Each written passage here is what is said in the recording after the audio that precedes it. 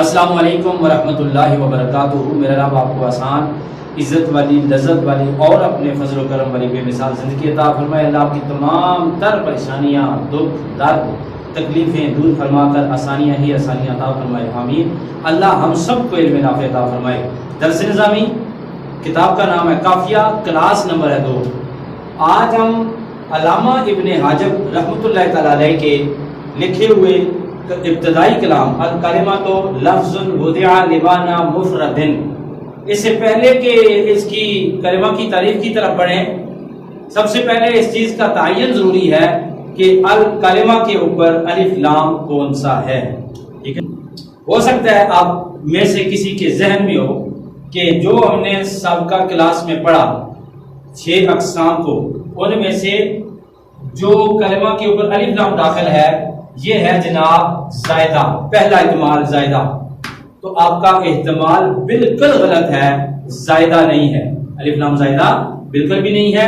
الف لام زائدہ وہ ہوتا ہے کہ اگر کلمہ سے ہٹا دیا جائے تو کلمے پر کوئی فرق نہ پڑے، جیسے ریاض، الریاض، ریاض معرفہ ہے، الریاض بھی معرفہ ہے، یہ اس کو مزین کرنے کے لیے آیا تھا، الگ کر دیا تو کوئی فرق نہ پڑا۔ ٹھیک ہے جی۔ اور جو الکلمہ ہے، اگر اس کلمہ کی الف لام کو اگر ہم زائدہ مانیں گے تو الف لام اس سے اگر ہم ہٹا دیں گے تو کلمہ ہو جائے گا نکرہ، اور الکلمہ ہے مبتدا، اور مبتدا کے بغیر یہ کلام درست نہیں ہے۔ تو اگر ہم اس الف لام کو زائدہ مانیں تو پھر مبتدا کا نکرہ ہونا لازم آتا ہے، جو کہ غلط ہے۔ تو پہلا احتمال غلط ہوا۔ چلے جی، آپ ایسے ہو سکتا ہے کوئی بھائی سوچ رہا ہو، کوئی بہن سوچ رہی ہو، کوئی طالب علم سوچ رہا ہو کہ یہ جناب یہاں پر کلمہ کے اوپر الف لام جو داخل ہے وہ استغراقی ہے، تو جناب یہاں تعریف ہو رہی ہے الکلمہ کی، تو یاد رکھیں تعریف جنس کی ہوتی ہے، افراد کی نہیں ہوتی۔ اگر ہم یہاں پر الف لام جو کلمہ کے اوپر داخل ہے اسے استغراقی مانیں گے تو افراد کی تعریف لازم آئے گی، جو کہ غلط ہے۔ لو جی، دوسرا احتمال بھی غلط ہوا کہ کلمہ کے اوپر جو الف لام داخل ہے وہ استغراقی بھی نہیں ہے۔ احتمال نمبر 3، ممکن آپ میں سے کوئی سوچ رہا ہو کہ یہ جو کلمہ ہے اس کے اوپر جو الف لام ہے یہ جو ہے یہ عہد ذہنی ہے، تو ذہن میں رکھیں، کیونکہ الف لام عہد ذہنی جو ہوتا ہے نکرہ کے حکم میں ہوتا ہے۔ کس کے حکم میں ہوتا ہے جی؟ نکرہ کے حکم میں ہوتا ہے۔ اگر ہم الکلمہ کو نکرہ مانیں، کیسے؟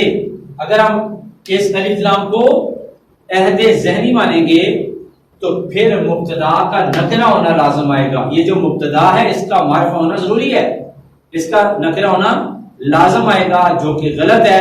لو جی، تیسرا احتمال بھی غلط ہوا، تیسرا احتمال بھی یہاں موجود نہیں ہے، الف لام یہاں کلمہ کے اوپر عہد ذہنی بھی نہیں ہے۔ آئیے چوتھے احتمال کی طرف بڑھتے ہیں۔ چوتھا احتمال کون سا ہے؟ ممکن آپ میں سے کوئی سوچ رہا ہو یہ عہد خارجی، یہ الف لام عہد خارجی ہے جی۔ کچھ نہ کچھ آپ درست ہیں، ٹھیک جگہ پہ پہنچے ہیں، لیکن بالکل ٹھیک جگہ پہ نہیں پہنچے ہیں۔ یہ ہو سکتا ہے کہ یہ عہد ذہنی ہو، کیونکہ عہد ذہنی سے مراد ہے جنس کا کوئی فرق جو ہے وہ خارج میں متعین ہو۔ ٹھیک ہے جی۔ تو الکلمہ جو ہے اس سے مراد ہم لے سکتے ہیں کہ یہ وہ کلمہ ہے جو نحویوں کی زبانوں پہ جاری ہوتا ہے۔ اگر اس سے ہم صرف نحوی کلمہ مراد لیں تو یہ عہد ذہنی ہوگا تو غلط نہیں ہوگا، ہو سکتا ہے۔ ٹھیک ہے جی۔